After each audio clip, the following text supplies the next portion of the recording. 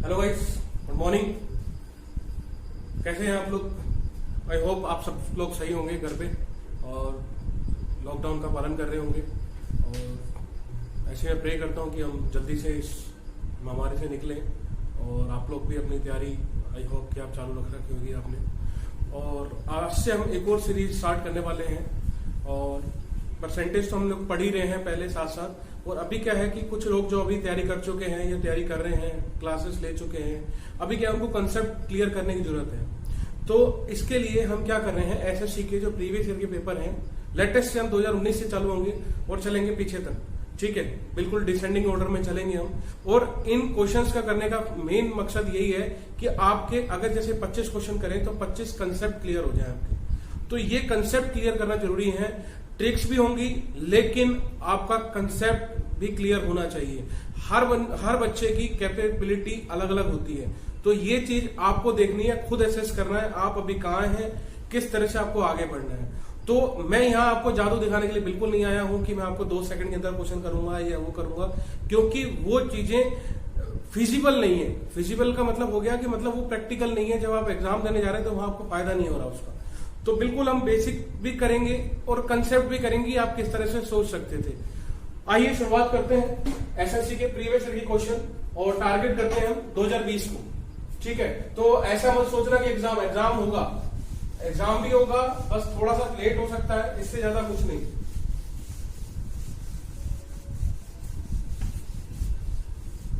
तो पहला क्वेश्चन जो है हमारा वो 3 मार्च को जो भी पेपर हुआ था फर्स्ट शिफ्ट का, 3 मार्च 2020 को पेपर जो हुआ था एसएससी 2019 सीजीएल प्री का जो क्वेश्चन पेपर हुआ था। ठीक है, कंसेप्ट भी है, समझने हैं।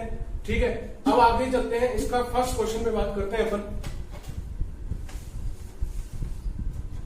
तो इसका फर्स्ट क्वेश्चन क्या है कि ट्राइंगल है ABC, the area of A triangle ABC. इसकी पीडीएफ में आपको डिस्क्रिप्शन में प्रोवाइड करा दूंगा क्वेश्चंस की, तो डायरेक्ट अपन क्वेश्चन को लिख रहे हैं या कहीं से भी आपको पेपर मिल जाएगा।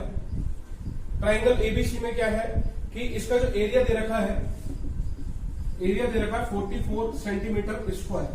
क्लियर। और इसमें आगे क्या दे रखा है कि D is a mid point of BC. D mid point है बीसी का। ठीक है, मिला देते हैं। और ई जो है मिड पॉइंट है एबी का। ठीक है भैया, क्लियर।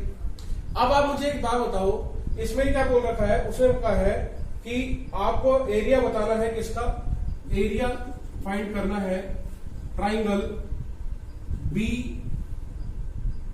डी और ई का। मतलब कि बी डी ई का एरिया आपको बताना है। इसका ये जो एरिया है ये आपको बताना है। ऑप्शंस आपके सामने दे रखे हैं, इसमें 5.5, 11, 44 और ये दे रखा है हमारे पास 22। ये हमारे पास ऑप्शन दे रखे हैं। अब आपको यहाँ पे क्या समझना है, जिन लोगों ने पहले इसको पढ़ा हुआ है तो वो इसको आराम से कर पाएंगे, कंसेप्चुअल कर पाएंगे। कि आप देखो कि जब ट्राइंगल होता है तो आप मुझे बताओ एक ट्राइंगल में क्या मिड पॉइंट को मिलाने वाली जो लाइन होती है उसको मीडियन कहते हैं क्या?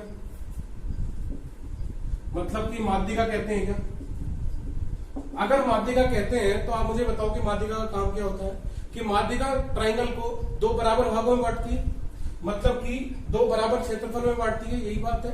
तो अगर इसका पूरे का 44 है तो इसका कितना होगा 22 और इस पूरे का कितना होगा 22। क्लियर। अब मैं अगर आपसे बात करूं कि जब इसका 22 होगा तो अगर मैं ये वाला पोर्शन हटा दूं, ये वाला, तो अब मुझे बताओ कि क्या ये भी एक ट्राइंगल बन गया क्या? अगर ये ट्राइंगल बन गया तो बी डी ए जो ट्राइंगल बना है, ई क्या है उसका मिड पॉइंट है क्या? अगर मिड पॉइंट है तो ये दोनों भी क्या होंगे आपस में बटेंगे, क्योंकि ये भी क्या हो जाएगी डी ई बी क्या हो जाएगी हमारे पास मीडियन हो जाएगी। तो ये कितना हो जाएगा 11 और ये भी कितना हो जाएगा 11। ठीक है, तो कुछ बच्चे इसको क्या करेंगे डिवाइड बाई 6 करेंगे, लेकिन वही कंसेप्ट है लेकिन क्वेश्चन मेथड दूसरा हो गया। तो इसलिए आपको क्वेश्चंस की प्रैक्टिस करना जरूरी होती है। आई होप आपको ये क्वेश्चन समझ आया होगा, क्लियर हुआ होगा। तो इसका आंसर हो जाएगा बी 11। आगे चलते हैं सेकंड क्वेश्चन पे। नेक्स्ट क्वेश्चन आता है हमारे पास कि एक क्वेश्चन नंबर 2 है कि ये है 1005x4 is completely divided by 8, मतलब कि कंप्लीटली डिवाइडेड बाय 8 है। तो आपको बताना है कि मिनिमम नंबर x की वैल्यू कितनी होगी। ऑप्शन है आपके पास 0, 1, 2 और है हमारे पास 4। अगर आपको पता है कि 8 से डिविजिबिलिटी रूल क्या होता है तो हम इसको फटाफट कर पाएंगे। डिविजिबिलिटी रूल 8 का मतलब क्या होता है, आपको खूब आराम से पता है कि कोई भी संख्या अगर 2 से डिवाइड होती है तो 2 से डिवाइड के लिए अपन क्या करते हैं, यूनिट डिजिट को देखते हैं कि वो 2 से डिवाइड हो रहा है नहीं हो रहा, तो पूरा नंबर क्या होगा, 2 से डिविजिबल होगा। इसी तरीके से आपको अगर 4 से डिविजिबल देखनी है तो आप क्या करेंगे, लास्ट के 2 नंबर्स देखेंगे। और अगर आपको 8 से देखनी है तो क्या करेंगे, लास्ट के 3 नंबर्स देखेंगे। आप इसको ऐसे भी याद कर सकते हैं कि 2 की पावर 1, 2 की पावर 2, 2 की पावर 3, 2 की पावर 4। मतलब अगर आपको 8 से देखना है डिविजिबिलिटी तो आपको कितने लिखने हैं, यूनिट डिजिट 3। अगर आपको 4 से देखना है तो कितने, 2। ठीक है, अगर 2 से देखना है तो यूनिट डिजिट। तो हमने कहा कि अगर बात हो रही है यहाँ पे 5x4 की, तो यहाँ पे क्या होगा, क्या आना चाहिए मिनिमम डिजिट नंबर जो 8 से डिविजिबिलिटी हो जाए। तो मैंने कहा सबसे पहले ऑप्शन में 0 है, 0 रख के देखते। तो अगर मैं 0 रख के देखता हूं तो 8 से कटेगा 6 बार और 8 से कटेगा 3 बार, पूरा पूरा कट रहा है, तो आपका आंसर क्या हो गया, 0। आपको आगे देखने की जरूरत नहीं है। लेकिन मैं ऐसा नहीं कह रहा कि आपको फटाफट यही करना है 2 सेकंड में, लेकिन आपको इतनी प्रैक्टिस करनी है ताकि आपसे अपने आप 2 सेकंड में होने लग जाए। पहली बार नहीं होगा, मैं आपको ये बात समझ रहा हूं। ठीक है, आगे देखते हैं नेक्स्ट क्वेश्चन। नेक्स्ट आता है क्वेश्चन नंबर 3। इसमें क्या है, if the base of 2 cylinders in the ratio of 3:4, तो जो बेस है उसकी रेडियस जो दे रखी है, उसकी रेशियो दे रखा है R1 और R2 का 3:4। क्लियर। अब वो कह रहा है कि इसका जो हाइट है, हाइट दोनों की वो दे रखी है 4:9 सिलेंडर की। तो उनकी बात कर रहा है कि वॉल्यूम। अब आप मुझे वॉल्यूम का बताओ कि वॉल्यूम में क्या होता है। वॉल्यूम में सबसे पहले तो वो समझे जो पहली बार कर रहे हैं इसको, कि वॉल्यूम, सिलेंडर का वॉल्यूम क्या होता है, मतलब बेलन का आयतन कितना होता है। तो बेलन का आयतन कितना होता है, बेलन का आयतन होता है हमारे पास R²H आता है उसमें। ठीक है, मतलब कि पाई R²H आता है। और पाई R²H, अगर वॉल्यूम 1 की बात करूं और वॉल्यूम दूसरे वाले की बात करूं तो क्या मेरे पास यहां भी पाई R1H1 कर देता हूं। ठीक है, तो पाई तो हमेशा ही घटेगा। तो ध्यान रखना, आज के बाद आपको लिखना नहीं है ये, इसलिए आपको बताया ताकि आप समझ पाए। शॉर्टकट कैसे कर पाएंगे वो यहीं पे आ रहा है, यही कंसेप्ट से ही ट्रिक्स निकलती है। क्या कि R का स्क्वायर मतलब इसका स्क्वायर, 3 का स्क्वायर 9, H कितनी है इसकी 4, इसमें R2 कितना है 4 का स्क्वायर 16, H2 कितना है हमारे पास 9। तो 9 से 9 कट गया, 4 से 1 कटा, 4 चौक 16, आंसर आएगा 1:4, 1:4। आप इसको यहां पे भी कर सकते थे, कब, जब आपको ये कंसेप्ट पहले से आपके द्वारा किया गया होता। क्या करते हैं आप कि भैया R का, क्योंकि आपको पता है कि जो सिलेंडर है उसमें क्या होता है R²H होता है हमेशा, क्योंकि पाई क्या है कांस्टेंट है। तो R² 9 हो गया और H कितना हो गया 4, और 4 का स्क्वायर 16 और ये 9, 9 से 9 काटते, 4 से कट जाता, 1:4 आ जाता। तो इस तरह से आपका टाइम कम हो जाएगा।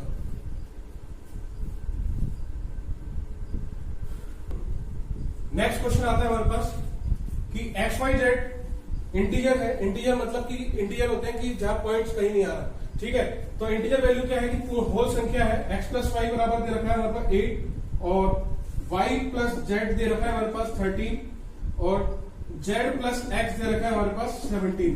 इस तरह के क्वेश्चन आपको कहीं भी दिखे, आपको क्या करना है, आपको प्लस कर देना है। ठीक है, प्लस करा तो यहाँ क्या आएगा, आपको क्लियर होना चाहिए कि 2x जुड़ जाएंगे, 2y 2z, तो 2x + y + z हो जाएंगे। यहाँ आपकी कैलकुलेशन काम आती है और कैलकुलेशन वहीं से आएगी जब आप प्रैक्टिस करेंगे। आपको सबसे पहले यूनिट डिजिट प्लस करनी है। 7 × 10 और 1 8, कितना हुआ 18, 2 3 कितना हुआ 38, 2 से कटा, यहाँ कितना आएगा 19। तो x + y + z कितना आ गया 19 आ गया। ठीक है, अब आप इसको मैच कर सकते हैं कि जब x + y यहाँ पे 8 है और वो पूछ क्या रहा है, वो पूछ रहा है कि x² / yz कितना होगा। तो आप मुझे बताओ जब x plus Y plus Z 19 है तो यहाँ पे आप मुझे बताओ कि x की वैल्यू निकालनी है, तो इसको आप देखो y प्लस जेड तो 13 है और यहाँ पे x की है तो कितना होगा ये 6 होगा नहीं होगा, तो 6 का स्क्वायर कितना होगा 36। जब x plus Y plus Z 19 है तो आप मुझे बताओ, और वैसे अगर आप ऑप्शन में देखेंगे तो ऑप्शन में था 7/5, दूसरा था 18/11 और थर्ड था 0 और फोर्थ था 1। तो यहाँ पे आपको क्लियर होना चाहिए 36 का मल्टीपल एक ही दिख रहा है और फिर भी 0 आ नहीं सकता, ठीक है, क्योंकि 0 तो अगर यहाँ नीचे ऊपर 0 आता जब 0 आंसर आ सकता था, अगर नीचे 0 आ रहा है तो आपको आंसर इन्फिनिट होना चाहिए, वो है नहीं, ठीक है। 7/5 7 जब आता जब यहाँ 36 है तो 7 36 7 का मल्टीपल कैसे हो सकता है, कट ही नहीं सकता। आगे बात करते हैं 1, तो नीचे 36 आना चाहिए। इसको चेक करने के लिए आप ऐसे भी कर सकते हैं कि y की वैल्यू कितनी आएगी, तो y किसमें नहीं है, इसमें नहीं है, तो y कितना होगा 2 होगा और z कितना होगा, तो आप क्या हो गए भैया जब 6 और 2 8 हो गए, 6x था और y कितना हो गया 2 हो गया 8 हो गया, तो ये कितना होगा ये 11 होगा। तो जैसे हम इसको काटेंगे तो कितना आएगा 18/11 और आपका ऑप्शन नंबर सेकंड आपका आंसर। तो आपको क्या करना है, इनकी प्रैक्टिस करनी है और यही आपके कंसेप्ट क्लियर होते जा रहे हैं। ध्यान रखना जब आप एग्जाम देने चाह रहे हो तो कोई नया क्वेश्चन आपको नहीं मिलना चाहिए, इस तरह की प्रैक्टिस करनी है आपको और वही अपन करेंगे, ठीक है, कंसेप्ट भी ट्रिक भी। हमारे पास क्वेश्चन नंबर कितना हो गया 5 हो गए, ठीक है। छठा नंबर का क्वेश्चन आता है हमारे पास, क्वेश्चन आता है हमारे पास 5 नंबर का, क्या है कि out of 6 numbers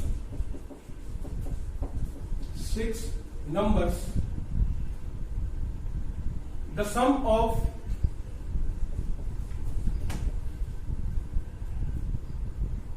first 5 numbers is 7 times of 6th number if their average is, और सबका एवरेज जो है वो है हमारे पास 136। तो आपसे पूछ रहा है कि 6th नंबर बताओ, ठीक है, 6th नंबर बताना है आपको। अब इसको देखो आप किस तरह से समझ सकते हैं। उसने कहा कि भैया ये जो फर्स्ट आउट ऑफ 6 नंबर में है तो फर्स्ट 5 नंबर जो है वो छठे नंबर से कितने हैं 7 गुना है। तो मैंने कहा अगर छठे नंबर ही जो 6 नंबर है यही x हो या कुछ भी हो, ठीक है, या आप 6 नंबर ही मानो, आप 6 नंबर है और ये जो 5 है उसके 6 के कितने 7 गुना है। तो आप मुझे बताओ कि ये हमारे पास क्या हुआ, इन सबका टोटल हुआ, तो इन सबका टोटल हुआ तो इनका एवरेज कितना निकलेगा, क्योंकि 6 नंबर है वो बराबर कितना दे रखा है हमारे को 136। तो आप मुझे बताओ कि 6 नंबर कॉमन आ जाएगा, 7 + 1 कितना हो जाएगा 8, तो 136 उधर चला गया और नीचे कितना आ गया 8 से अगर आप काटोगे इसको तो कितना आएगा 8 से कटेगा ये एक बार और 7 से 17 छीटे कितना होता है 102 और आपका आंसर। कंसेप्ट समझना, क्योंकि 6 नंबर का क्या है वो 7 टाइम्स है, कौन से फर्स्ट 5 का टोटल। अब आप चाहे इसको x मान के करो चाहे आप कुछ भी मान के करो, लेकिन आपका आंसर फटाफट आना चाहिए, ठीक है। टाइम भी कम होता है आपके पास जब होगा जब ये कंसेप्ट आपके क्लियर होंगे। आगे चलते हैं, नेक्स्ट क्वेश्चन नंबर 6 आता है हमारे पास कि x की power 2a is equal to y की power 2b is equal to z की power 2c is equal to non zero and x square is equal to yz। Then आपको value बतानी है कि ab plus bc plus ca upon bc की value कितनी होगी, और ऑप्शन है आपके पास 3ac 3bc 3ab और फोर्थ ऑप्शन है 3, ठीक है। तो सबसे पहले तो ध्यान रखना कि इस क्वेश्चन को आप बिना पेन चलाए भी कर सकते थे। कैसे कर सकते थे कि आप देखो कि चलो ये तीनों चीजें बराबर दे रखे हैं लेकिन ये नॉन जीरो है, ठीक है भाई। अब मुझे एक बात बताओ कि यहाँ पे आप डिग्री देखो, डिग्री कितनी है। अगर मैं कहूं कि यहाँ पे ये जो है डिग्री आप अलजेब्रा में पढ़ेंगे, मैं आपको पढ़ाऊंगा भी सही, लेकिन आप देखेंगे कि दोनों की डिग्री क्या है इक्वल है, एक और एक 2 हो गई, 1 गुणा 1 2 हो गई यहाँ पे, तो 2 + 2 + 2 मतलब 2 ही डिग्री रही। और नीचे भी 2 डिग्री कट गई दोनों से दोनों, मतलब आपका आंसर बिना डिग्री वाला आएगा। और बिना डिग्री वाला आंसर इसमें एक ही है जो 3 है। आप इसका आंसर इस तरह से भी कर सकते थे, लेकिन अगर मैं इसको कंसेप्ट की तरफ चलूं तो आप क्या कर सकते हैं, आप इसको इस तरह से समझेंगे कि x2a इक्वल टू y2b और z2c इक्वल टू, क्या मैं k मान सकता हूं क्या? और k अगर मान लूंगा तो x की वैल्यू कितनी हो जाएगी, x की वैल्यू यहां से कितनी हो जाएगी 1/2 है, और y की वैल्यू कितनी हो जाएगी 1/k की वैल्यू 1/2b, और z की वैल्यू कितनी हो जाएगी यहां से k की वैल्यू 1/2c। और वो पूछ रहा है यहाँ पे ए बी बी सी और वो, लेकिन यहाँ पे उसने एक चीज दे रखी है x² equal to Y Z. तो x² कितना है, ये k 2 और 2a is equal to Y Z. तो k जब दो चीजें मल्टीपल में होती हैं तो पावर क्या होती है, जुड़ जाती है, बेस इक्वल हो तो 1/2b और 1/2c। तो आप देखेंगे ये तो कट गया, और यहां से k की पावर 1/a जो बराबर आई किसकी आई, 1/2b के प्लस 1/2c के। क्लियर हो रहा है कंसेप्ट? क्यों हो रहा है, क्योंकि आप देखो कि बेस सेम है तो पावर क्या आएंगे, इक्वल होंगी। तो 1/a इज इक्वल टू हो जाएगा 1/2b प्लस 1/2c। ठीक है, अब आप चाहे इसको इस तरह से a को यहां ले जाए, a यहां आ गया, a यहां आ गया, और आप एलसीएम ले लें bc 2bc ले लें। तो 2bc जब यहां आ गया तो 2b गया तो ac बचा, और 2c गया तो कितना बचा, ab बचा। क्लियर है? तो यहां से 2bc बराबर कितना हो गया, यहां से 2bc बराबर हो गया ac प्लस ab। और आप मुझे बताओ कि 2bc बराबर कितना हो गया, ac plus ab। ac plus ab 2bc और 1bc ये रहा, और ये नीचे bc, तो कितने हो गए 3bc अपॉन bc, आंसर 3। लेकिन अगर आप इसको डिग्री कॉन्सेप्ट से करेंगे तो बिल्कुल डायरेक्ट आप इसका आंसर निकाल लेंगे। क्लियर? नेक्स्ट क्वेश्चन की तरफ चलते हैं। तो नेक्स्ट क्वेश्चन आता है कि x minus Y is equal to 4 है और X Y is equal to 45 है। तो आपको बताना है x का क्यूब माइनस वाई का क्यूब। फिर वही चीजें आ रही है बेसिक, आपकी मैथ्स हमेशा आपके काम आती रहेगी।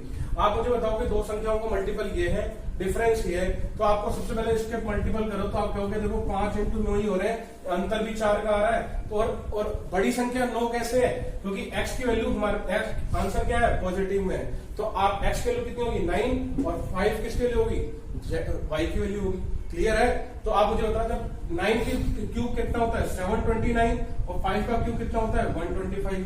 तो 9 में से 5 गए और कितना आया 0, और 7 में से 1 गया 6, और 6 से 4 इसका क्या है आंसर है। ऑप्शन दिए हुए थे, ऑप्शन पहला था 82, ऑप्शन दूसरा था 604, ऑप्शन थर्ड था 151, और ऑप्शन 4 था 822। तो आपका आंसर कितना आ गया 604। तो इस तरह से आपको कंसेप्ट आपके साथ साथ क्लियर होते जा रहे हैं। क्लियर है? तो इस तरह से आपको सोचना है। अगर आप स्टार्ट कर रहे हैं तब भी आप इसको आराम से कर सकते हैं। आगे देखते हैं अगला क्वेश्चन।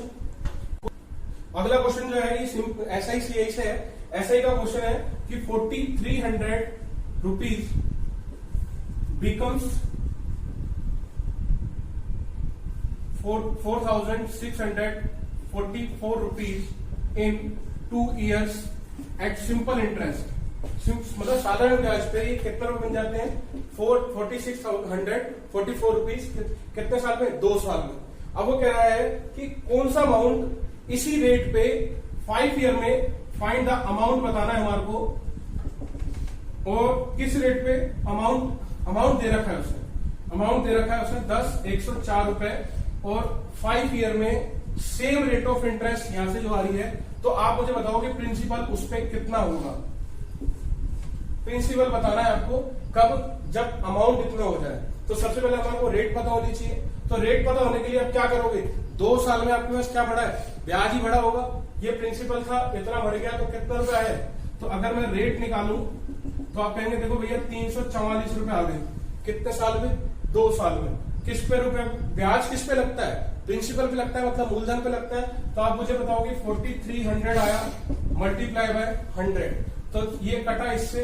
और अगर आपको यहां भी कंफ्यूज है तो आपको 4 की, अगर आपको टेबल याद है तो बहुत जल्दी कर सकते हो। कैसे, 4 × 8 = 32, ठीक है, और 3 × 8 = 24। तो आपको क्लियर हो जाएगा कि कहीं ना कहीं 8% है, और ये 8% है, मतलब कि 2 साल में आपका पैसा कितना परसेंट बढ़ा है, 8%। किस पे? सिंपल इंटरेस्ट पे। तो सिंपल इंटरेस्ट में तो हर साल बराबर होता है। जब 2 साल में 8% बढ़ा है तो 1 साल में कितना बढ़ेगा? 4%। और 4% क्या हो गई आपकी? रेट हो गई। जब 1 साल में 4% बढ़ रहा है तो आप मुझे बताओ अगले ये जो 5 साल में कितना बढ़ जाएगा? 20%। तो 20% जब पैसा बढ़ गया आपका तो 20% की फ्रैक्शन क्या होती है हमारे पास? 1/5। मतलब 5 पे कितने की वृद्धि हो रही है? 1 की। तो 5 से कितना हो गया? 6 हो गया क्या? और 6 की वैल्यू उसने दे रखी है कितनी हो गई?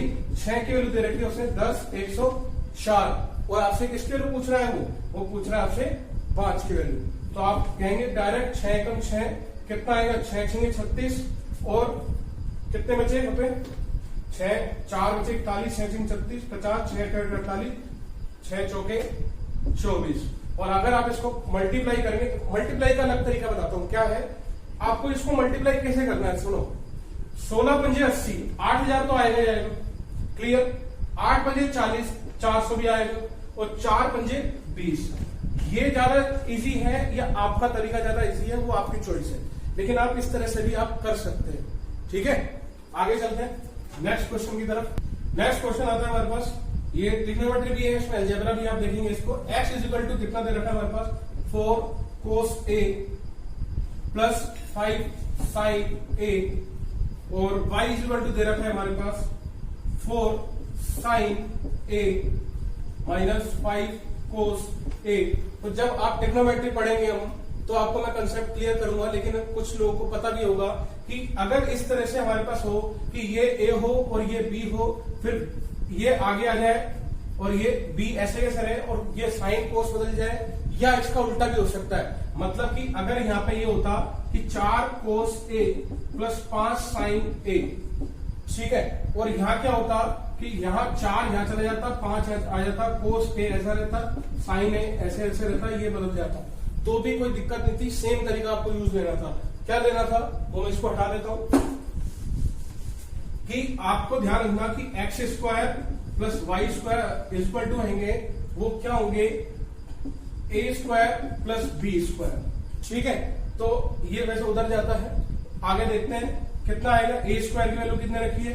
4 का स्क्वायर 16, 5 का स्क्वायर 25। आपका आंसर आ गया √41।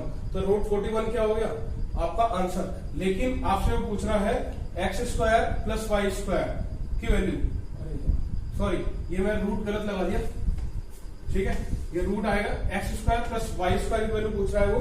ठीक है, तो इसका आंसर कितना आएगा हमारे पास? 40। 4 का स्क्वायर और 5 का स्क्वायर कितना आएगा हमारे पास? 41। क्लियर, आगे चलते हैं।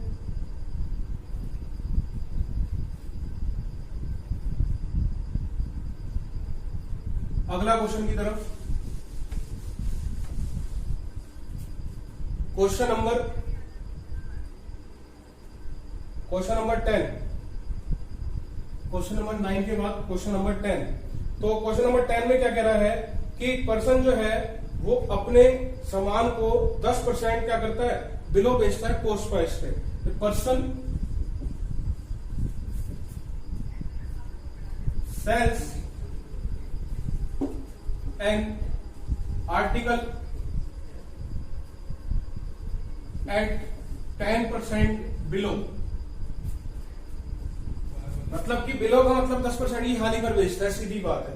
और वो क्या कह रहा है कि हैड ही सोल्ड मतलब ये कंडीशन दे दी उसने कि अगर वह इसको 332 रुपए 332 रुपीज मोर, अगर वो 332 रुपए में ज्यादा बेचता तो उसको 20% का क्या होता? गेन होता। 20% का क्या होता? गेन। तो अगर मैं बात करूं 20% गेन की, तो आप मुझे बताओ कि 10% क्या होगा? हानि पर बेचा, मतलब लॉस पर बेचा। तो ये सीपी हो गया, ये एसपी हो गया। सीपी होता है cost price, SP selling price. ठीक है, हिंदी में इसको क्रय मूल्य, इसको विक्रय मूल्य कहते हैं हम। तो आप मुझे बताओ 10% जब आप हानि में बेच रहे हो तो 10 का माल कितने में बेच रहे हो? 9 में। अब वो कह रहा है कि अगर वो बेचता 332 रुपए अधिक में तो उसको 20% फायदा होता। तो 20% की फ्रैक्शन क्या होती है? 1/5। मतलब 5 की चीज कितने बिकती है 6 पे। अगर आपको फ्रैक्शन समझ नहीं आ रही तो परसेंटेज का थर्ड चैप्टर अभी जो आने वाला है वो आप देख सकते हैं, उसमें यही चीज होगी। तो आप मुझे बताओ कि कॉस्ट प्राइस तो हमेशा सेम था ना, तो सेम यहाँ का आ रहा है, या तो इसको हटाओ या इसको करो। तो इजी मेथड क्या हो रहा है, इसको 2 से गुणा कर दे, या तो इसको 5 बनाए तो इसको 4.5 बनाना पड़ेगा, तो थोड़ा कैलकुलेशन बढ़ेगी। तो इससे बढ़िया आप इसको 10 कर दो, तो ये हमारे पास 10 हो गया, 10 हो गया, ये कितना हो गया 12। तो पहले के मुकाबले कितने ज्यादा आ रहा है 3, और 3 की वैल्यू दे रखी है हमारे को कितनी 332 रुपीज। और उसने पूछा क्या है हमारे से, क्वेश्चन में पूछा है कि what is the original selling price. तो ओरिजिनल सेलिंग प्राइस कितनी थी 9। तो मुझे जब 3 की वैल्यू इतनी है तो 3 को 9 बनाने के लिए किससे मल्टीप्लाई करना पड़ेगा 3 से। तो कितना होगा 3 दिया 9 और 32 दिया 96, तो कितना आएगा 996 रुपीज। इस तरह से आपको क्वेश्चन को समझना है। क्लियर, आगे चलते हैं। नंबर 11 हमारे पास दे रखा है उसने a प्लस बी बराबर दे रखा है 45 डिग्री। क्लियर, और अब वो पूछ रहा है कि ये बताओ कि 1 प्लस 10a और 1 plus 10b is equal to कितना होगा। ठीक है, ऑप्शन दे रखे हैं हमारे पास, ऑप्शन ए है 2, ऑप्शन बी है हमारे पास 0, ऑप्शन सी है हमारे पास 4, अगर ऑप्शन डी है हमारे पास 8। अगर मैंने ये चीज पढ़ी हुई होती, आप मतलब जैसे आपने अगर ये चीज पढ़ी हुई है तो आप डायरेक्ट इसका आंसर लगाओगे 4। किस तरह से निकालोगे आप, आपको क्लियर है क्यों 4 निकालोगे। अगर ये 2 नहीं होता तो इसका आंसर 2 ही आता। अब 2 मल्टीप्लाई करना है इसलिए इसका आंसर 4 है। तो ये गौर करना जरूरी है। अब कैसे है, अब प्रूफ समझते हैं। आप मुझे बताओ कि a प्लस बी बराबर दे रखा है 45 डिग्री। अगर मैं कहूं कि दोनों तरफ हम 10 से मल्टीप्लाई करें तो कोई दिक्कत, इसको भी 10 दे दिया, इसको भी 10 दे दिया, कोई दिक्कत ही नहीं है, दोनों को बराबर बांट दिया। और 10 45 कितना होता है 1 होता है क्या। और 10a प्लस बी कितना होता है 10a plus 10b 1 minus 10a 10b। Clear, अब मुझे बताओ कि अब इसको मैं अगर यहाँ क्रॉस मल्टीप्लाई लेके जाऊं तो यह कितना होगा 10a प्लस 10b। ये मैं आपको समझा रहा हूं, ऐसा नहीं है कि आपको ये पेपर में करना है। पेपर में तो आपको कर दिया आपने, क्यों, क्योंकि आपको इसका कंसेप्ट पता था, और कंसेप्ट पता था तो आप इसको आराम से कर पाए। लेकिन ये मैं चाह रहा हूं कि आपको यही समझा दूं 1 माइनस 10a 10b।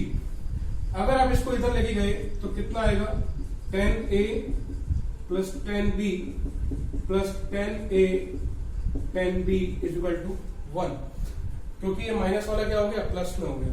अगर आप मुझे बताओ कि अगर मैं यहां से 10b कॉमन ले लूं तो यहां कितना बचेगा 10a प्लस यहां से 10b कॉमन ले लिया तो क्या बचा 1 plus 10a is equal to 1। अब मैंने कहा कि चलो एक काम करो, एक इधर प्लस कर दो, एक इधर प्लस कर दो, कोई दिक्कत, प्लस से प्लस कट सकता है एक से। तो क्या होगा कि 1 प्लस 10 है इधर बना और इसके साथ भी 1 प्लस 10 है बना। मैंने कहा 1 प्लस 10 है दोनों जगह से कॉमन ले लो, तो 1 प्लस 10a जब कॉमन लिया तो यहाँ क्या बचा 1 और यहाँ क्या बचा 10b।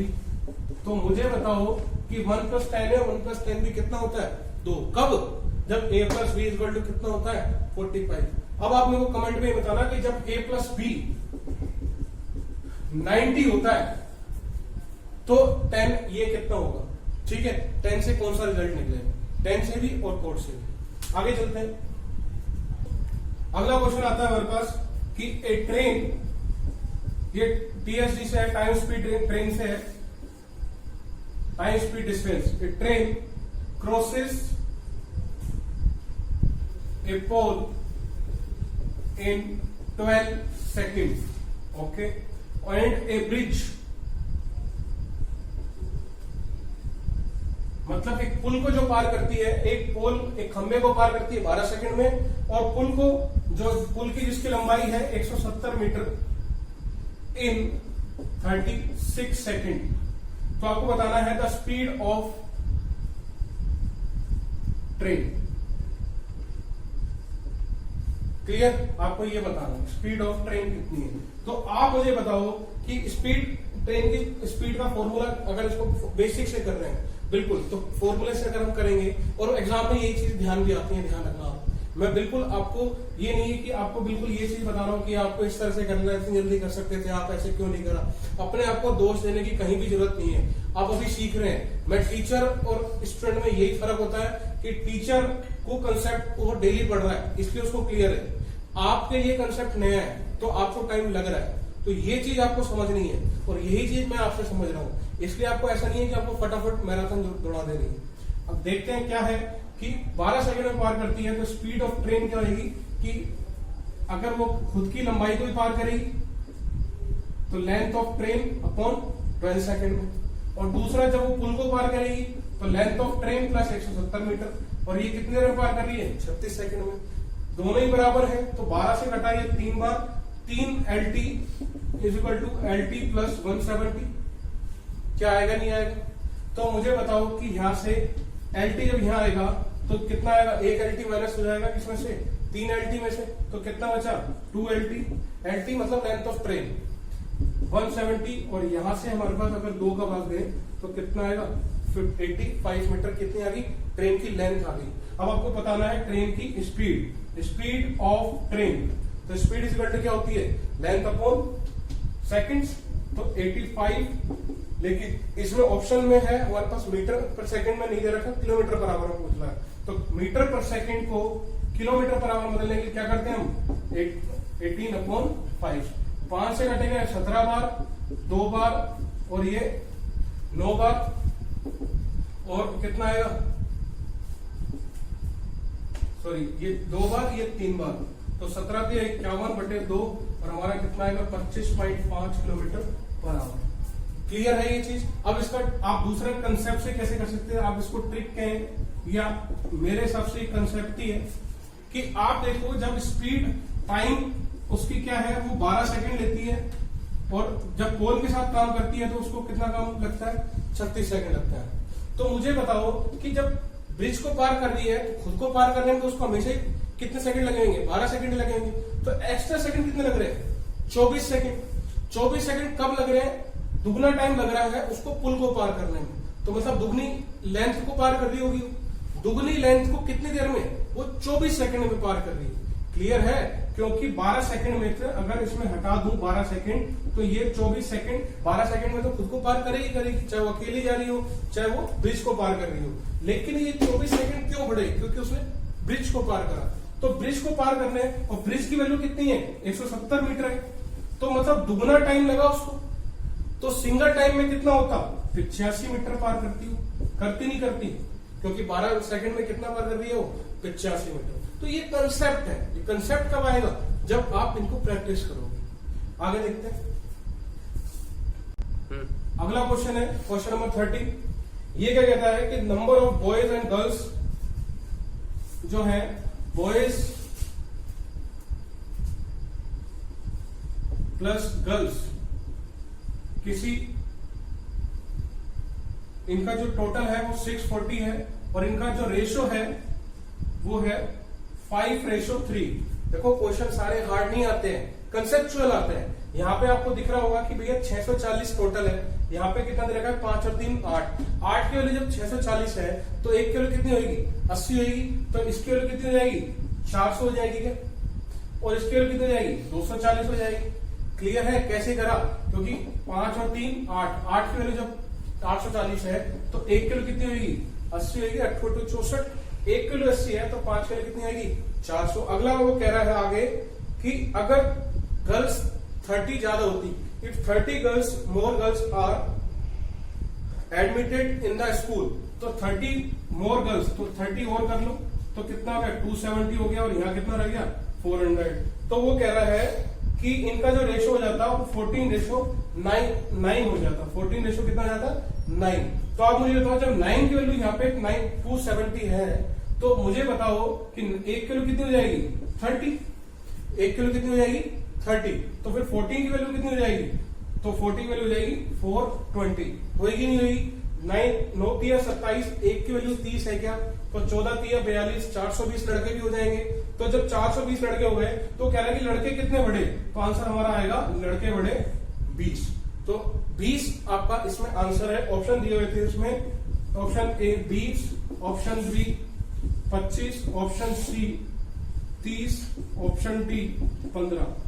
क्लियर है? करके चलना इस तरह से ही, इस तरह से ही जब आप प्रैक्टिस करते रहेंगे आपकी अपने आप टाइम कम होता रहेगा। आगे चलते हैं। अगला क्वेश्चन है क्वेश्चन नंबर 14।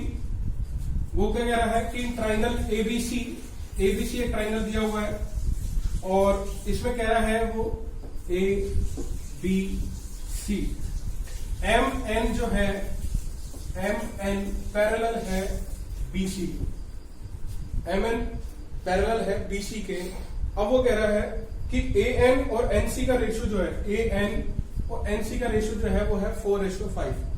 मैं लिख भी देता हूं, ठीक है। अब बता रहा है कि अगर एम ए इस जो क्वाड्रिलेटरल है ये एम बी सी एन का एरिया जो है वो 130 सेंटीमीटर स्क्वायर है, तो आपको बताना है कि इसका एरिया कितना होगा। तो आप मुझे बताओ, जब हम सिमिलरिटी पढ़ते हैं तो यही तो पढ़ते हैं कि जो ये दो ट्राइंगल यहाँ पे सिमिलर होंगे, कौन कौन से? ए एम एन सिमिलर होगा ए बी सी के। क्लियर? जब सिमिलर होते हैं तो उनकी क्या होता है, उनकी साइड्स का रेशो,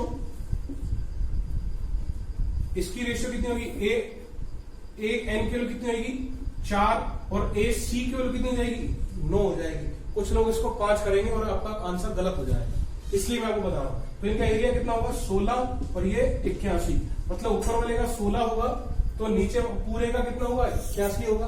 तो 81 में से अगर 16 जाएंगे तो कितने बचेंगे 65, और 65 की वैल्यू हमारे पास 130 दे रखी है, तो एक की वैल्यू कितनी होगी 2, तो यहाँ पे 16 की वैल्यू कितनी होगी 32। ठीक है। अगर आपको क्वेश्चन ये समझ नहीं आ रहे, आप क्वेश्चन नंबर टाइप करें कमेंट में, आपको दोबारा मैं समझाऊंगा, लेकिन ये आप मुझे व्हाट्सएप भी कर सकते हैं।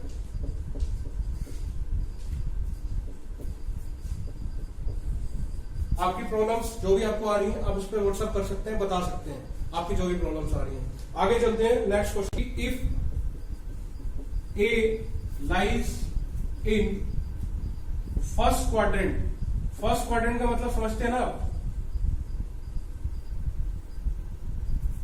एंड दे रखा है 6, 10 a = 5, then the value of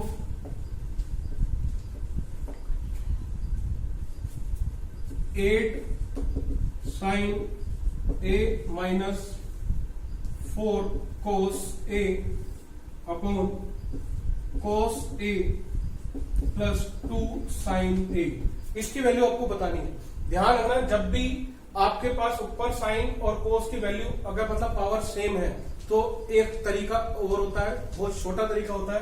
क्या होता है, वो 10 की वैल्यू दे रखी है आपको या कुछ भी वैल्यू दे रखी है, तो 10 का मतलब क्या होता है साइन ए अपॉन कोस ए, और 10 ये 5/6 हो जाएगा। क्लियर है? क्योंकि साइन ए बटे कोस ए क्या होता है 10 ए हो गया। तो साइन के वैल्यू 5 मान लेना, कोस के वैल्यू 6 मान लेना, लेकिन हर क्वेश्चन में नहीं होता ये जब दोनों की पावर क्या हो सेम हो जब होता है। ठीक है, तो साइन की वैल्यू कितनी आ गई 5, तो 40 हो गया, 8 × 40 और 4 × 6 = 24। यहाँ कितना हो गया 6 और 5 दूनी 10, तो कितना आ गया हमारे पास 16/16, और हमारा आंसर कितना आ गया 1। ये जब ही करना जब ये दोनों की पावर क्या हो इक्वल हो, इस तरह की फॉर्म में। नहीं तो फिर आपको क्या करना, इसका दूसरा तरीका क्या होता, इसका दूसरा तरीका भी बता देता हूं मैं आपको, जो आप बेसिक तरीके से करते हैं इसको।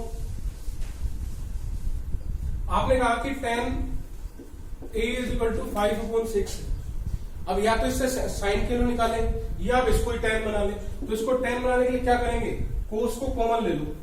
जब कोस कॉमन लेंगे आप तो यहाँ क्या बनेगा, इसमें कोस है नहीं तो इसमें क्या करना पड़ेगा, साइन ए तो है ही, तो कोस ए से मल्टीप्लाई और कोस ए से डिवाइड, तो ऊपर वाला कोस ए तो बाहर आ गया, नीचे वाला कोस ए रह गया, तो साइन बटे कोस कितना बना, ये बना हमारे पास 10a, और -4, और नीचे क्या आएगा, नीचे से भी कोस कॉमन ले लो, तो नीचे भी कोस जब कॉमन लिया तो 1 + 2 10a बना, और कोस से कोस कट गया, और 10a की वैल्यू आपको दे रखी है, आप इससे आंसर निकाल सकते हैं 5/6 - 4, और 1 + 2 × 5/6, ये 3 बार कटेगा, और ये 2 से 4 बार कटा, 3 बार कटा, 5 × 4 = 20 और 4 × 3 = 12, कितना आ गया 8, और 3 × 1 = 3 और 5 8, 3 यहां भी था, 3 यहां भी था, 8/3 से 8/3 कटा, 1 आ गया।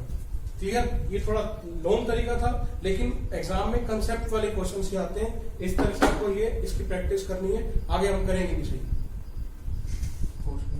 नेक्स्ट आता है हमारे पास कि if the length of a rectangle, length जो है किसी रेक्टेंगल मतलब आयत की लेंथ जो है वो बढ़ा दी कितने परसेंट? 40% से। और उसने क्या करा कि इसकी जो ब्रेथ है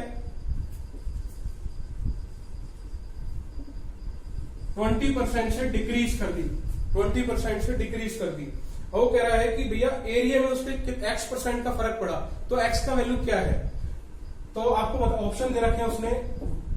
ऑप्शन फर्स्ट है 20, ऑप्शन बी है 8, ऑप्शन सी है 16, ऑप्शन डी है 12। तो मैंने कहा कि ऑप्शन एरिया कितना होता है इसका? एरिया होता है L × B। तो मैंने कहा जब लेंथ बढ़ा दी 40%, तो लेंथ की वैल्यू अगर ये है तो 40% बढ़ाने का मतलब क्या होता है? 40% बढ़ाने का मतलब होता है कि 5 से कितनी कर दी? 7, क्योंकि 40% की फ्रैक्शन कितनी होती है? 2/5। 5 पे 2 बढ़ा तो कितना हो गया? 7। और इसकी फ्रैक्शन कितनी होगी? 1/5, मतलब 5 से कितना हो गया?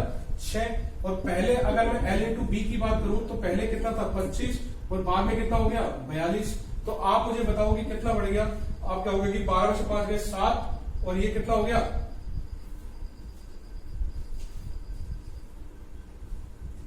12 में से 5 गए 7, और 3 में से 2 गए 1। कुछ गलती कर दी है। लेंथ डिक्रीज करिए, तो ये हमने ये ब्रेथ जो है इसकी डिक्रीज करिए तो 7 होगी, लेकिन ये 5 से कितनी होगी? 4। तो ये कितना होगा? 20। तो आप कहेंगे देखो भैया 25 पे कितने की कमी हो रही है? 5 की कमी हो रही है। 25 पे 5 की कमी हो रही है, तो 100 पे कितने की कमी होगी? क्योंकि परसेंट की वैल्यू किस पे निकलती है? 100 पे। तो जब 25 पे 5 की कमी हो रही है तो 100 पे कितनी होगी? 20 की। तो आपका आंसर आ जाएगा 20। क्लियर? आप इसको और ऐसे भी कर सकते थे, 25 से हो गया 20, तो कितनी कमी आई? 5 की। किस पे कमी आई? 25 पे, गुणा 100। 2500 के 100, आपका आंसर आता 20%। तो ये तरीका हुआ, और ये आप इसको डायरेक्ट भी नहीं कर सकते। हमारे पास क्वेश्चन नंबर 18, वो कह रहा है कि a shopkeeper marks the price of the article in such a way, मैं लिख देता हूं, a shopkeeper marks the price of the article in such a way that after allowing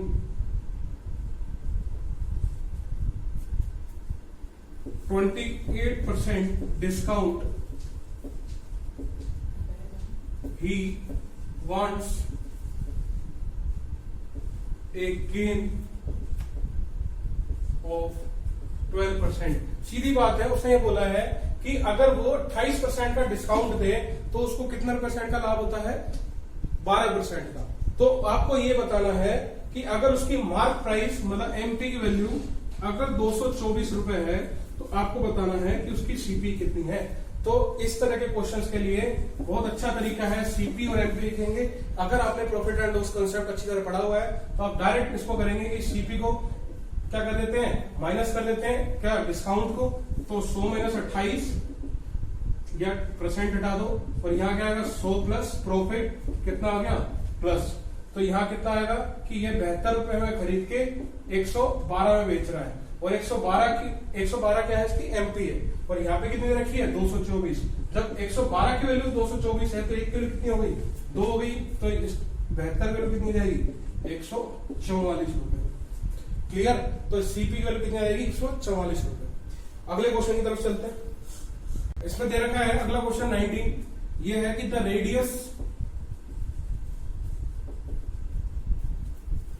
of a circular garden is 42 centimetre.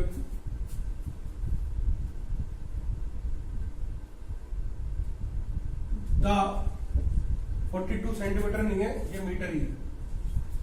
The distance covered in 8 rounds. मैं बहुत shortcut में लिख रहा हूं, मतलब 8 चक्कर लगा दे उसके तो कितनी दूरी तय कर लेगा, आपको आंसर बताना है। ऑप्शन है आपके पास 3, 2, 4, 8, ऑप्शन बी है हमारे पास 4, 2, 6, 2, ऑप्शन सी है 1, 1, 2, 4, ऑप्शन डी है हमारे पास 2, 1, 1, 2। ठीक है, ऑप्शन बी तो कैसे भी नहीं हो सकता, बताओ क्यों नहीं हो सकता? क्योंकि हमको पता है कि जब 8 से मल्टीप्लाई करेंगे तो वो संख्या 8 से डिवाइड भी होनी चाहिए, तो ये तो हो ही नहीं सकता। तो ऑप्शन से करना भी सीखो, तो ये तो ऑप्शन हो ही नहीं सकता, तो ये तो बिल्कुल भी नहीं हो सकता। लेकिन और में क्या हो रहा है, डिवाइड जा रहा है, ठीक है, या इसमें जा रहा है कि 8 का 8 कितने बचे हमारे पास 4, तो 44 में 8 भाग जाता है, तो ये भी नहीं हो सकता। हमारे पास 2 ऑप्शन बच गए, या तो ये आंसर होगा या ये आंसर होगा। आप फटाक से आंसर निकाल सकते हैं। आपको या यूनिट डिजिट पे बात करनी है, तो 8 या 2, आपको पूरा आंसर निकालने की जरूरत नहीं है। लेकिन एक चीज और बताता हूं कि यहाँ पे क्या है, सर्कुलर गार्डन की रेडियस जो है वो है 42 सेंटीमीटर। तो आप मुझे बताओ उसकी पैरामीटर कैसे निकालो, सर्कमफेरेंस। तो मुझे बताओ, मैं आपको बता देता हूं कि जब रेडियस आपकी 7 हो तो सर्कमफेरेंस जो होती है वो हो जाती है 44 और एरिया हो जाता है हमारे पास 154। ये पहले से आपके पास होने चाहिए। क्लियर? अगर यही चीज 14 हो जाए तो ये कितना हो जाएगा, ये हो जाएगा 88 और ये कितना हो जाएगा 616। तो ध्यान रखना कि अगर ये डबल हो रही है, ठीक है, तो ये भी डबल होगा और ये भी क्या होगा, ये एरिया 4 मल्टीप्लाई हो जाएगा। लेकिन अगर मैं बात करता हूं कि अगर ये 21 हो रही है तो ऐसा मत करना कि आप इसको किससे 2 से मल्टीप्लाई करें या 2 की पावर 2 कर दे, ऐसा नहीं। अब ये कितनी मल्टीप्लाई हुआ, 3 मल्टीप्लाई हुआ, तो इसको भी आप 3 से मल्टीप्लाई करेंगे तो कितना होगा 44 इंटू 3, तो कितना आएगा 132। और ये कितना मल्टीप्लाई हो जाएगा, आपको जब ये 2 से मल्टीप्लाई हुआ था 2 का स्क्वायर हुआ था, जब 3 गुना हुआ है तो 3 का स्क्वायर मतलब 9 गुना हो जाएगा, तो 154 गुना 9। क्लियर है? लेकिन हमारे पास यहां दे रखा है कितने मल्टीप्लाई। अब आप इसका शॉर्टकट इस तरह से निकाल सकते हैं कि जब रेडियस इस तरह से हो, जब वो n गुना हो तो उसकी सर्कमफेरेंस जो है वो भी n गुना हो जाती है और उसका जो एरिया होता है वो कितना हो जाता है n स्क्वायर। ठीक है, बेसिक आपको क्लियर होना चाहिए। किसका, जब 7, 44, 154 ये बेस मान लेना और इससे आपके सारे क्वेश्चन हो जाएंगे। अब जैसे इसमें दे रखा है 42, तो कितना गुना हो रहा है 6 गुना। ठीक है, जब तो हो रहा है 7 6 42, तो इसका ये भी कितना हो जाएगा 6 गुना हो जाएगा, 6 गुना 44। क्लियर? और 8 राउंड लेता है तो 8 से मल्टीप्लाई करेंगे। तो आप मुझे बताओ 832, 2 6 12, 2 किसके लास्ट में आ रहा है, इसके लास्ट में आ रहा है। आंसर आ गया, पूरा आंसर निकालने की जरूरत ही नहीं है। और जिसका पूरा आंसर निकालना है इसको सॉल्व कर सकते हैं। क्लियर?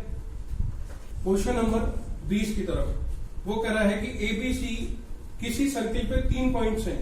ठीक है, कहीं भी मान लेते हैं। ये मैंने कहा ये ए है, ये बी है, ये सी है, और 3 पॉइंट्स इस तरह से हैं कि ए बी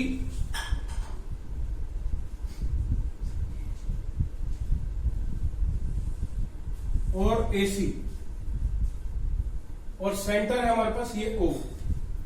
ठीक है, और ये कह रहा है कि ए बी जो है, ये ए बी, ये जो कोड ए बी, जीवा ए बी, ये सेंटर में बनाती है 110 डिग्री का कोण। ठीक है भी, और ये बनाती है दूसरी एसी 130 डिग्री का कोण। अब वो कह रहा है कि आपको बताओ कि बी ए सी, मतलब ये एंगल आपको फाइंड करना है। ठीक है, तो मुझे बताओ कि ये एंगल कितना होगा जब एक पॉइंट के चारों ओर बना एंगल कितने डिग्री का होता है, 360 का है, तो ये 130 का हो गया, 110 का हो गया, तो क्या 240 हो गया, तो क्या 120 बचेगा। अब आप इस तरह से देखो कि या ये जो सीधी एक रेखा जा रही है ये, या एक जो चाप है ये बीसी, इस तरह से आप देखो कि कोई चाप आर्क जब सेंटर में कोई एंगल बना रहा है तो वही सर्कमफ्रेंस पे जो बनाएगा, अगर ये 2 थीटा है तो ये कितना होगा, थीटा होगा क्या। तो ये जो BC जो आर्क है या CB जो आर्क है ये 120 पर आ रहा है, तो यही तो A पे बनाएगा, तो ये कितना आ जाएगा हमारे पास 60। क्लियर। तो ये इसी फॉर्म में आया है, इसी तरीके से आपको समझना था। अगला चलते हैं नेक्स्ट क्वेश्चन। अगला क्वेश्चन आता है हमारे पास, ये टाइम एंड वर्क का क्वेश्चन है कि ABC तीनों अलग अलग, ये 24 दिन में करता है, ये 15 दिन में करता है और ये करता है हमारे पास 12 दिन में।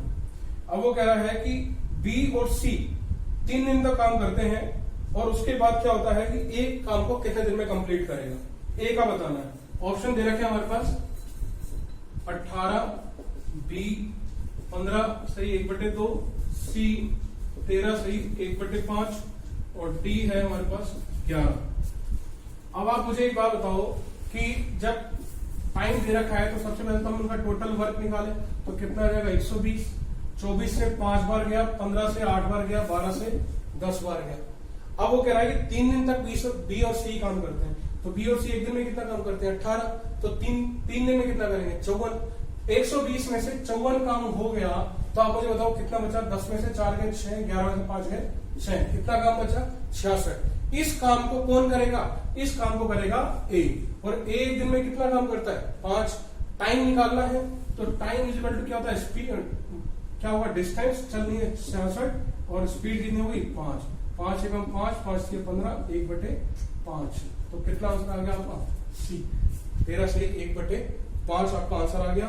नेक्स्ट क्वेश्चन की तरफ चलते हैं। अब अगले क्वेश्चन जो है वो DI है, उसके ऊपर भी डिस्कस करते हैं साथ में। तरफ चलते हैं।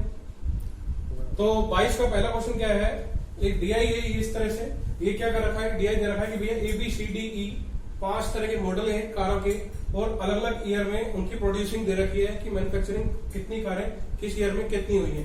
जैसे अगर बात करें एक मॉडल की कार 18 हुई है 2012 में। अब पहला क्वेश्चन है the % decrease in the production of which type of car in 2017 in 2017 with reference to 2016 is the maximum.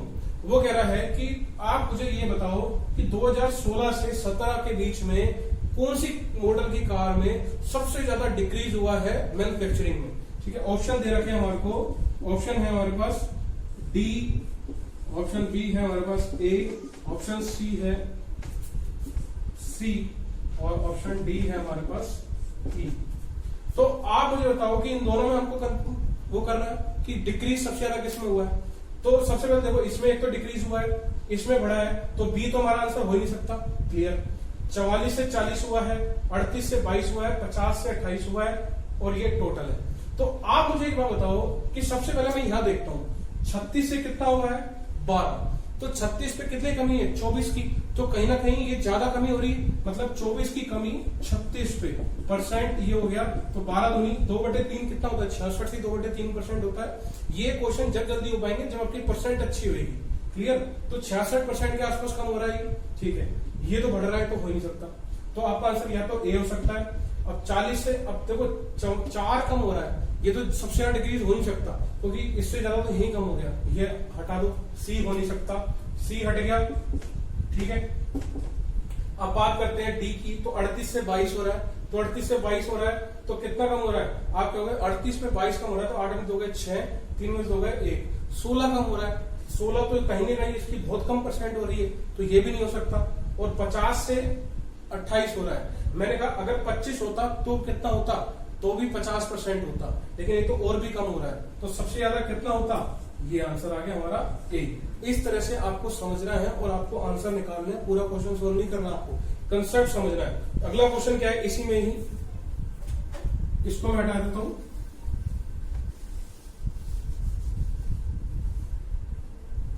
अगला क्वेश्चन की बात करते हैं। तो कह रहा है कि 2013 से 14 के बीच में दोनों को, अगर दोनों को साथ जोड़ दिया जाए 13 और 14 की दोनों के टोटल को, 13 और 14 का टोटल कितना होगा 17, 200 और ये कितना हो गया 300 अगर हुआ तो कह रहा है विच type of car constitute exactly 40% और 25%, तो 25% कारों का उत्पादन कब हुआ इन दोनों को मिला के, इसका इन दोनों का, तो उसका 25% कितना होगा 1/4, मतलब 75 कारें कब बनी है? 2013 और 14 में। तो आप कहेंगे 2 और 2 4 आ रहे हैं, 75 तो आ ही सकता, 5 यूनिट डिजिट 5 चाहिए। 8 और 3 11 नहीं हो सकता, 6 और 2 नहीं हो सकता, 5 यहाँ आ रहा है, 8 और 4 12 यहाँ नहीं आ रहा, तो यही आंसर है हमारा। तो क्लियर है आपको? तो इस तरह से आपको समझना है, यूनिट डिजिट पे भी काम करना है। मैं आपको ये पेपर इसलिए सोल्व करा रहा हूँ ताकि आप यूनिट डिजिट ये सारे कंसेप्ट क्लियर हो आपके। आगे चलते हैं, इसी तरीका अगला क्वेश्चन क्या है? The percentage increase in the total cars in 2016 over 2012, मतलब 2012 से 16 के बीच में कितना परसेंट बढ़ गया, ठीक है, कारों का प्रोडक्शन। 2012 में कितना था? 120, 16 में कितना है? 180, तो 120 से 180 हो गया, कितना बढ़ा? 60 बढ़ा। किस पे? 120 पे। 120 का 60 कितने परसेंट होता है? 50%। सीधा आंसर आ गया, तो आपका आंसर कितना आएगा? 50%। इस तरह से जब आपकी जबान पे आएंगे ना क्वेश्चन, जब जाके क्लियर होगा आपको। 120 अपने आप में क्या है? 100% है। अगला क्वेश्चन इसी में ही है कि अगर in the year of 2015 which type of car constitutes exactly 20% of the total number of car produce the year, मतलब कि 2015 में कितनी कारें हैं जो 20% उसका हुई है टोटल कारों का। तो 100 2015 में 100 हुई है, 100 का 20% क्या होता है? 20। आंसर आ गया। कौन से हुई है? ई में। आपका आंसर ई आ गया। तो ये पेपर था जिसको हमने सोल्व किया है और हो गया पूरा पेपर। कोशिश करो कि आप इस तरह से क्वेश्चंस करने की आदत डालो, लेकिन आदत जब भी डलेगी जब आप इसकी धीरे धीरे प्रैक्टिस करेंगे। और बताया करो कि किस तरह से आपको ये क्लासेस लग रही हैं, आप क्या इसमें अमेंडमेंट चाहते हैं, क्या क्या कुछ फीडबैक है, आपके कमेंट में बताया करो। धन्यवाद। Stay home, stay safe, corona से बच के रहो। Thank you.